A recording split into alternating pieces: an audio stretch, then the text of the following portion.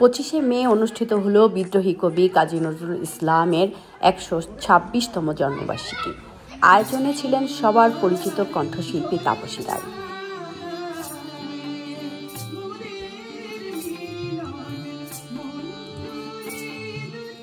তিনি তার নিজ বাসভবনের আঙিনায় মনোমুগ্ধকর সঙ্গীত ও সাংস্কৃতিক অনুষ্ঠানের আয়োজন করেন।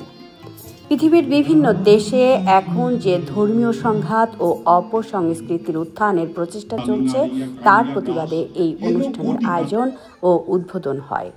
নজরুলের বিখ্যাত গান জাতের নামে বজ্জাতি সব, জাত জালিয়াত খেলেছ জুয়া, এই গানটি দিয়ে অনুষ্ঠান সূচনা করা হয়। এরপর একের পর এক গান ও কবিতায় মগ্ন হয়ে থাকে পুরো পরিবেশ।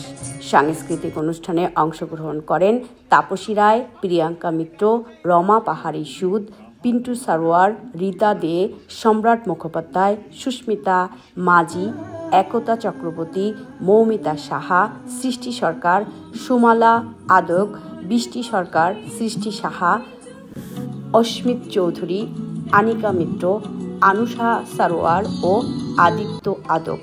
তবলায় ছিলেন প্রসূন ব্যানার্জি। শুভেচ্ছা বক্তব্য রাখেন জার্মান বাংলা নিউজ 24 এর প্রকাশক ও সম্পাদক ফাতেমা রহমান রুমা।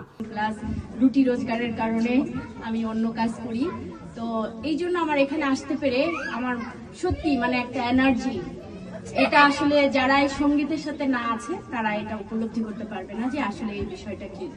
তো আমার ভীষণ ভালো লাগছে। আমি আশা করব আমরা পরবর্তী বছরে আবার সবার সাথে দেখা হবে। সবাই ভীষণ ভালো থাকবেন এবং আমি সুন্দর করে প্রেজেন্ট করব বাংলাদেশ, লন্ডন, জার্মান। আমার আজকের যে পরিস্থিতি পৃথিবীতে, সারা বিশ্বে যেটা চলছে, ধর্ম নিয়ে একটা উৎপাত, অশৃঙ্খল বিশৃঙ্খলতা, সেই জন্যে আমরা চাই আমাদের এই মেসেজটা সারা পৃথিবীতে পৌঁছাক। আমরা ধর্মের উপরে চলে যাই, সবাই মানুষ হয়ে বাঁচি।